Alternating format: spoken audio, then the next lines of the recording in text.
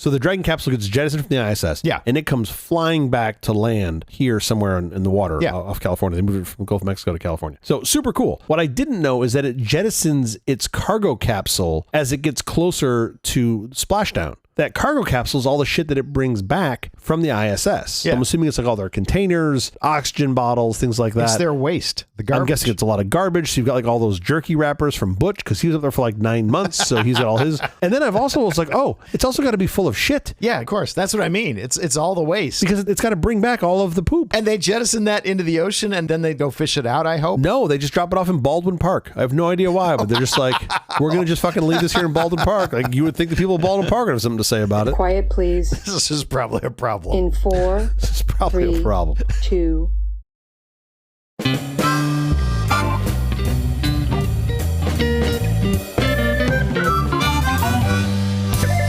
Company presents a Truly Terrible Podcast. Welcome to Nonsense Season 3, Episode 23. I'm Jeff Parker. I'm Stittle. This is our take on the week's business, tech, and entertainment headlines. This time, from prevention to peril, the CDC's lead program has been dismantled. They're funneling all that lead to measles prevention now. Paying top dollar for disaster, in its transition to digital, the College Board is getting a failing grade. Well, you can always take those tests from someone that's not the College Board. You can go to one of the... Oh, wait. No, you can't. It's just the College Board. Bar exam blunders. California's legal test continues to discover misscores. Oh, I always score at the bar. I dated Miss Scores for a while.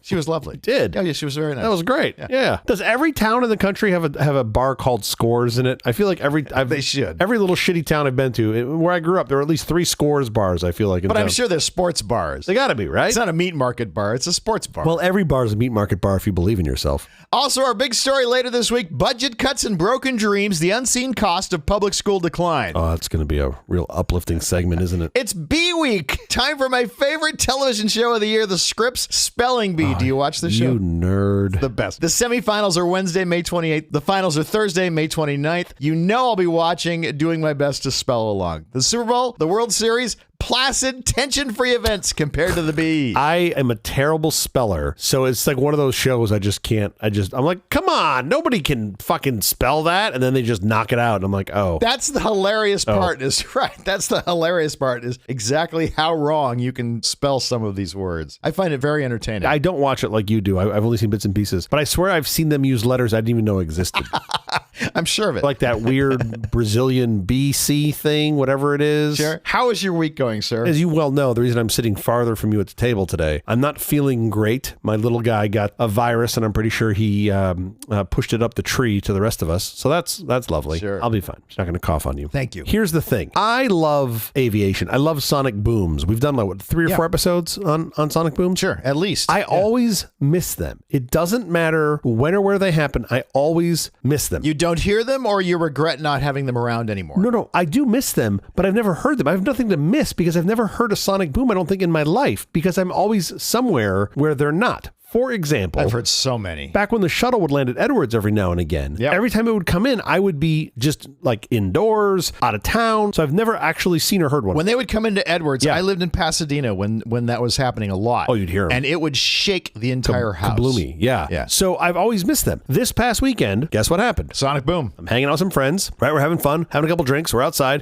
And then one of my friends says, what the hell is that? And he looks up and there's this thing streaking through the sky. Yeah. My first thought was it looked like a rendition of Santa Claus. It looked like Santa Claus with a big red streak behind his little reindeer. Sure. And I'm like, wait, I think it's July. Fuck, wait. I was like, wait, I think it's May. Did I forget to buy gifts for what happened? Is it already December? But no, it wasn't Santa. And they're trying to figure out what it is. And I'm like, okay, wait a minute. This makes no sense. I'm looking at FlightAware. There's nothing in FlightAware. Yeah. There were no launches that I knew of from Vandenberg. Yeah. Not that you would have seen it. So I'm really broken in my brain. And they're looking at me because I would normally know these things. And I can't believe that anything would re-enter the atmosphere over Southern California. So I'm like, the best I can figure is it's a jet with afterburners. That's the best I can figure. The streak seemed way too long for that, but I'm like, I don't know. Right. So we sort of debated for a couple minutes, whatever, we don't get anywhere. I needed to pee, so I go inside to pee like a civilized human, not outside, because, you know, I'm not an animal. And I come back out from inside for 30 seconds, and they're like, oh my God, did you hear that? And I was like, what are you talking about? They're like, it was either a sonic boom or a trash can. And I'm like, all right, you idiots, it was probably a trash can. If you can't tell the difference, it's probably a trash can that like fell over. And then sure enough, we find out that it was a sonic sonic boom from, this is from the Dragon capsule, the SpaceX's Dragon capsule coming back into the ocean. I was shocked that they're going to dump this thing off in Oceanside relatively close to humans, to a whole lot of people. Yeah. Sure. And, I mean, the good news is when you have something on a trajectory, for the most part, it goes where you tell it to go. It's not going to stray too much, but it still seemed a little risky to me. The long and short of it is I missed yet another sonic boom because I was inside peeing. So, yeah. So sorry. That was my week. I heard it. It startled me. It does not make me happy. I do not like those sonic booms. I don't like the giant chemtrail it is throwing.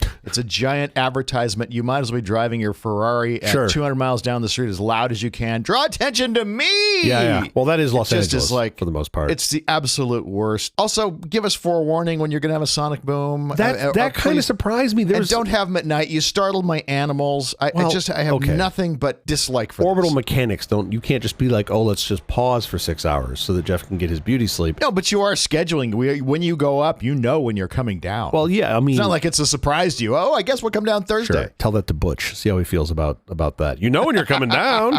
Meanwhile, he's got a stack of old subscriptions to the New York Times sitting at his house. I'm really surprised this was not messaged more. There were some people on threads and Twitter that were talking about this, but I didn't come across any of it. And I thought I followed all those weirdos. Yeah, sure. So I completely missed it. I don't know how like local news didn't broadcast this a little more. Like you're going to see it and hear it at like 10 o'clock at night on a Saturday. Like you would think this is something that they would promote a little more. They did not. I just hate it. I hate everything about it. It was still pretty cool to see. I've seen it many times. It does nothing, and I've heard it many times. Please give us forewarning because I have animals. What would you do differently? This is so not like little earmuffs? I would have my animals with me, close to me, so they would know when the boom happened, we're all good. Sure. Probably something like that. That's all I can think of. I told my kids it was dinosaurs. It's the best I got. You can ask me about my week, or you just want to do yours? Oh, I thought that was it. Oh, you did your week.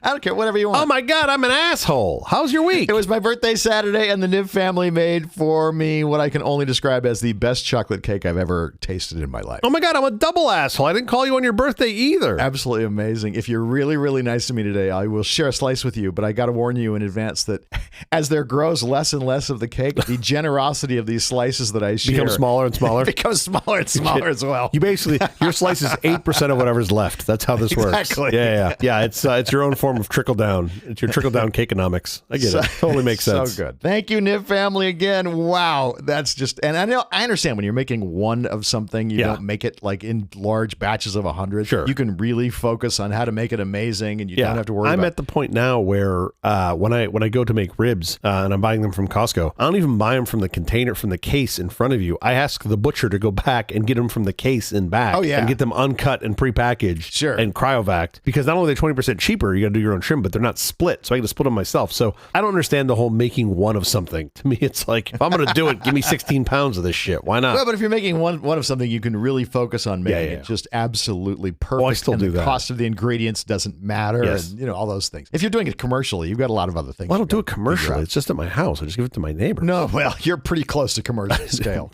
Easy. I'm going to have a tax collector at my house before I know it. Let's get to our headlines. Let's do it. No more lead experts. CDC cuts jeopardize child health. State officials are concerned that the CDC can no longer effectively prevent childhood lead poisoning due to staffing cuts to its childhood lead poisoning prevention program under the Trump administration, which took effect April 1st. These cuts eliminated epidemiologists, statisticians, and advisors specializing in lead exposure. Man, we are making Rome great again, aren't we? Oh. Just getting back to what the Romans did. Just line it all in lead. We'll be fine. Sure. Lead for everybody. This has been in the news lately, I think mainly because of Milwaukee, was it the school district in Milwaukee, which is kind of a terrible story. I went and read a little bit about it. They have, basically paint flaking off of school buildings. Yeah, they have. So something like 80% of the schools in Milwaukee were built before lead paint was banned, right? So before 78. Yeah. Milwaukee being an older town. But the amazing thing is, 78, you haven't repainted the school since 78.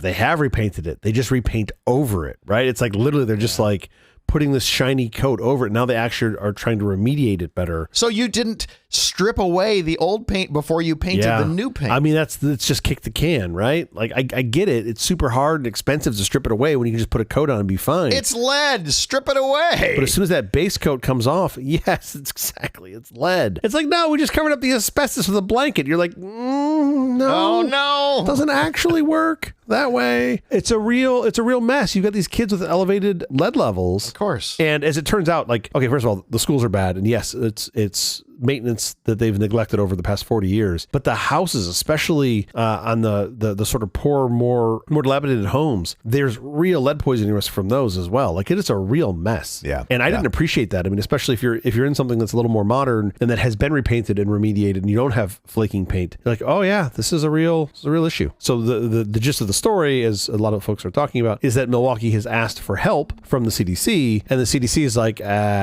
new phone, who dis? We ain't got nobody. Yeah, exactly. Despite Health Secretary Robert F. Kennedy's false claims of a team on the ground, the absence of these experts hinders national responses to poisoning events, as evidenced by concerns that a recent contaminated applesauce scandal, which the CDC helped investigate, couldn't be handled similarly now. Yeah, so the health commissioner in Milwaukee responded to this and literally said that there's no team in Milwaukee, that they had a single federal employee come to validate a machine, but that was separate from their formal request for a small team to actually come to Milwaukee and help investigate and support what's going on there. It's a real mess. And funding for state-led programs is now also at risk. I mean, I don't understand what the benefit of not funding lead programs is. Then you have fewer children growing to be adults. Well, no, I don't think you necessarily get fewer children. I think you get fewer healthy children. I think you end up with more of a burden on the health system that was completely preventable. I'm sure. Although, you end up getting suppressed IQ from consumption of lead. So maybe they're looking to grow their support base. Okay, that could be it. That's terrible. People who believe they're making America great again. Yeah, make Rome great again. Make Rome simple again. Oh my. It does seem like history, and I'm no history expert. Yeah. But man, it really does seem like it writes the future. It seems like you can go back and look at history and be like, oh yeah, we did that before. What do I know? Nothing but trouble. Nothing but trouble. Test of patience. College Board's digital conversion hits snags. The College Board is facing significant criticism for repeated technical issues with the digital SAT and AP exams, despite its status as a mission-driven, not-for-profit with high executive salaries. Most recently, the AP psychology exam was disrupted nationwide due to an outage with the required Blue Book testing app, leaving many students unable to access the test. If this story was read in, let's say, 2003, I'd be like annoyed. I'd be like, you guys, you can figure this out. We can do this at scale. Yeah. Like, you really got to figure the bugs out here. It's 2025. The fact that because they drug out going digital for so long. Yes, but the fact wouldn't go digital. We're literally calling it a digital conversion. Yeah. Like, we've all figured out how to do that 20 years ago. That was 20 years ago we did the digital conversion. Like, fucking Christ. Like,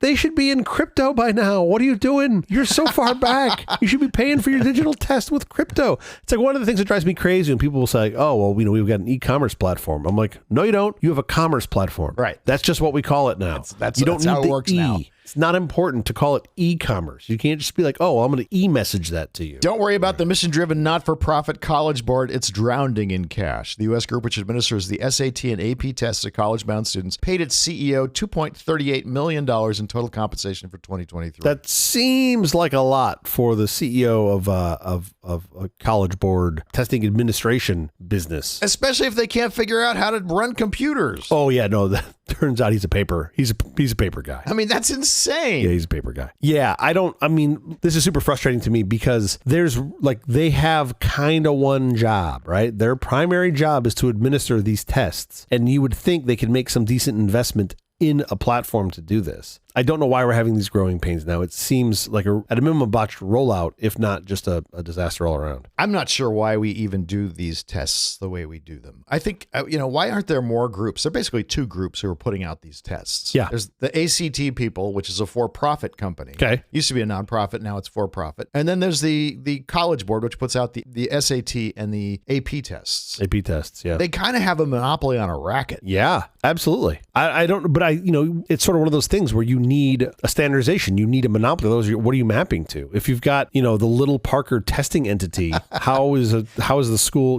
the University of Iowa going to map our tests into their system? Well, we design our tests so that it can map into those systems. I mean, you design your standardized tests so it gives you some modicum of these are universal results. This is where this person is when they take the test. Sure, but then am I not then stealing their IP by mapping into whatever their special universe of AP math is?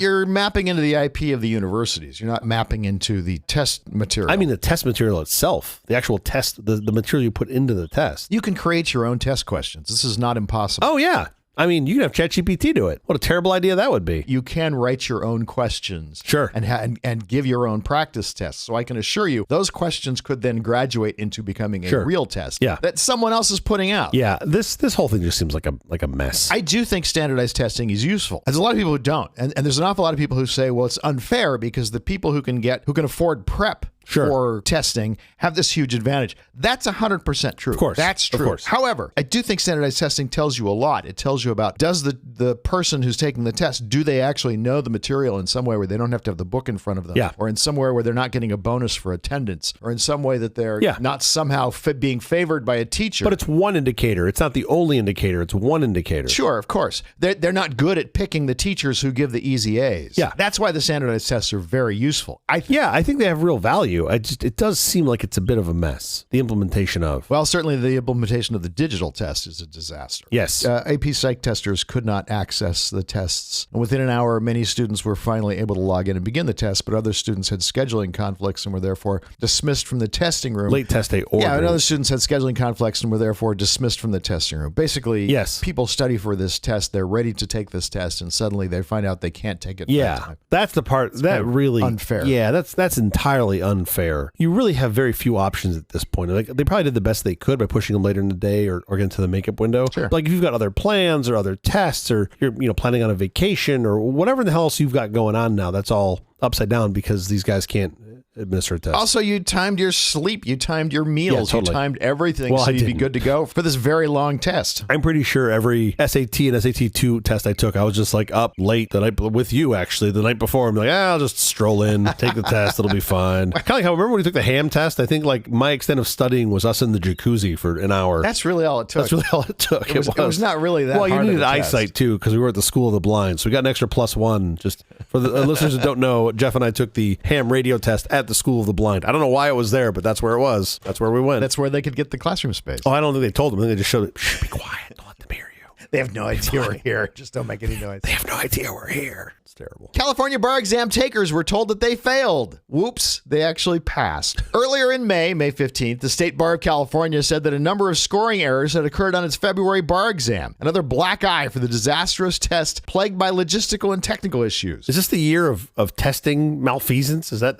what we're doing here? It just seems like it's way too late in time for this to be a problem. Why are we having problems this late in the game? I mean, this is so okay. College Board has sort of a stranglehold on AP testing and SAT testing. Yeah. This is the California State Bar, which to my knowledge is the largest state bar association in the country. Of course. It's like 250,000 attorneys. Yeah. It's a $400 million annual revenue organization. Yeah, like $430 million a year. Now, a lot of that is grant money that they then pass through. So like $250 million of that, give or take, something like that. But still, it's like $180 million org that, spends a bunch of money and they have enforcement. They have a trial counsel that's used for attorneys that are not so great. Like they do real work for sure. Yeah. But I'd argue administering the bar exam is one of the most important things that they do. It's got to be the most important thing they do. And they completely and utterly fucked it up. So it sounds like they had like 4,000 people that sat for this exam in February. It just had problems with computers crashing and delays. They had exam security was not great. They distracted proctors. Like it does really sound like it was a mess. And then afterwards, they were like, "Oh, we didn't accurately score some of the testers," which does happen, right? This is not just a California thing. You've seen a couple of years ago in Kentucky, they had like 15 examinees passed when they actually had failed. Yeah. It's happened in Michigan with a couple people. It's happened in Georgia. Like this has happened before for sure. Yeah. But here it feels a little more widespread. I believe they actually they being the bar, had to petition the Supreme Court to change the acceptance level because the test was so bad. So they actually had to lower the acceptance level, which allowed more people to pass. I think they had a 56% pass rate for February compared to typically somewhere around 35% is the historic average. And in some cases where people did not pass, they're arguing that they should be allowed to practice law on a provisional license. Yeah, which is also just kind of crazy to me. I mean, I know people have taken the bar. I don't want to lawyer who has a provisional license. Thank you. It's like the little letter when you go to the restaurant. Like you get the A, Yes. lawyers. You're like, oh, you're one of those C lawyers. Oh, I don't know if you're my guy. So this has been a mess, and I dug in a little bit to it. So the intent here was for California to basically to roll their own test. So they were hoping to save about $4 million annually. Yeah, that was their intent, was to roll their own testing procedure and save some money. Mm-hmm. So of course that has blown up, because now instead of saving about $3.8 million annually to fix this problem for February, in July it's going to add about $6 million in cost. Mm-hmm. We're going the other way. They used a vendor, and so they've already sued the vendor, which by the way, any vendor who wants to sign a contract with the fucking California State Bar Association, I'd be like, hard no. You're being sued for something. You're getting sued. Anything you do wrong, you're getting sued for something. Sure. They're just like, you didn't dot your I. We're going to sue you. And you're like, what? Exactly. Who's going to represent against that? Like, who wants to take the other side of the California State Bar Association, right? Like, no one. Nobody in California. You better get somebody out of state. I don't know how that's going to work. Anyway, it's an absolute mess. And I'm sure this vendor completely fucked up. I mean, there were reports that the vendor had an employee use ChatGPT to write questions for the bar exam that the California State Bar never reviewed. That seems like Well, two sides are at fault here. Both the people who wrote the questions didn't review them, and the California State Bar, who should have checked every single question. You would think. I mean, you would think that you would actually, take this pretty seriously. The California State Bar executive, Lee Wilson, will step down in July because of this, acknowledging her responsibility for the botched rollout. Yeah, so one thing that I read in this whole thing that I thought was a really nice thing to see, something I don't see terribly often, was she took full responsibility for it. So this was Leah Wilson, the State Bar executive director. She's going to step down in July, citing the botched rollout of the new exam as her reason. When she was criticized, she said that she felt the criticism was appropriate and deserved. Mm-hmm. Like, you just don't see people say that very often. It seems like she actually owned it, and I had a lot of respect for that. She still screwed up about 4,000 potential lawyers' lives for a moment. Yeah. Well, it might be longer than a moment. I wouldn't be so sure that it's just a moment, but yes. Addressing its problems for the July exam is now expected to add nearly $6 million in costs. Yeah. Now, the good news is they've still got, not counting their grant money, they still have $100+ million a year in top line rev. What's kind of surprising to me, a couple things. One, why don't the examinees pay the full cost of the exam? That seemed kind of odd to me. You would think you would just take the total number of people you expect to take the exam, divide out your costs against it, right? Like that seemed obvious to me, but they do subsidize it. The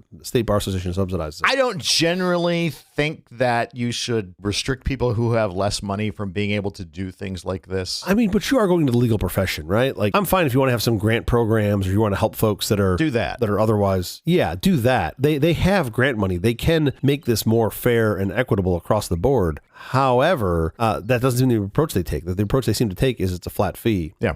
There's some incremental fees, but it's the same for everyone. Now, also, the other part that sort of blew my mind is there is a national conference of bar examiners, and that's where California used to get their test questions from. Right. That's like 200 question multiple choice. There's a whole group of people that all they do are these questions for bar examinations. And test them out thoroughly before putting them on the test. Exactly. And, I also wonder why it's like, okay, well, they have increased costs. How California thinks they can do it for less is kind of impressive to me. Like, I don't think that's necessarily the case. But also, why does the National Conference of Bar Examiners not just charge less? Like, you would think they just need to net out their fees. Right. And they didn't have a very big book. Like, their top line was around $30 million, I think, last year. $35 million, which does seem reasonably proportional to what they're trying to do nationwide. And I also would be remiss if I didn't mention that they've got like $180 million in assets. They've got a huge stock portfolio. I have no idea what they do with it, but they got a whole bunch of money they're sitting on. Not sure why. Yeah, right. It's a 501c3, but here we are. And no debt to balance that out. Apparently not. So if you can get some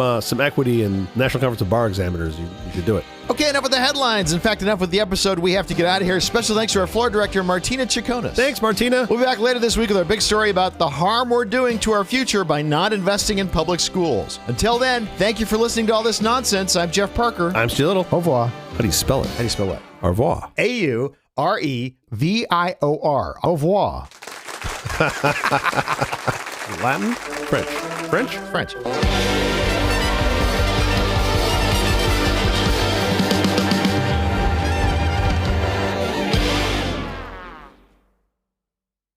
calling all Tandy owners. Now that you upgraded your what? I just know I'm going to be in trouble because the minute you go Tandy, it's like, oh, this is going to be I know. in the 80s or something. It's going to be hard. All right. Calling all Tandy owners. Now that you've upgraded your Trash 80, I bet you, like most other Tandy owners, find yourself running out of storage. Well, then, you need to speak to the specials at Microsystems out of Glen Burnie, Maryland. Okay. Microsystems specializes in your Tandy 1000, 3000, and 4000 computers. They offer a wide array of Tandy 1000 hard cards built using mini-scribe hard drives, including the 20 meg 61 millisecond version for $920, all the way up to the blazingly fast 40 meg 40 millisecond version for $1,190. You've adjusted those prices. Those can't be the real I prices. have adjusted those prices to today's rate. Okay. And if that's not big enough or fast enough for you, Microsystems is proud to announce their Tandy 1000 hard drive kits, including the Seagate 60 meg 28 millisecond drive for $1,350. If you're hungry for more storage, give Microsystems a call today. Visa and MasterCard accepted. Fantastic. All right, what year? That's hard. I think the TRS-80 is probably 1977 because I played with one in high school. Yep. And I know the Tandy brand was gone around 2000, so it has to be somewhere between those two dates. Good job. Tandy 4000 had to be around 19... Well, electricity was invented in 1890, and it's 2025, so it's somewhere in between that. Way to narrow it down. Somewhere between those two dates. That's all right, keep going. Well, I got a range here. The Tandy no, 4000 has to be on the later end of those, so I'm going to guess Tandy 4000 was probably 1987. Yeah. This kit probably had to be somewhere around 1987, 1988. That's a very good guess. Late 88 is when this ad was from. There you go.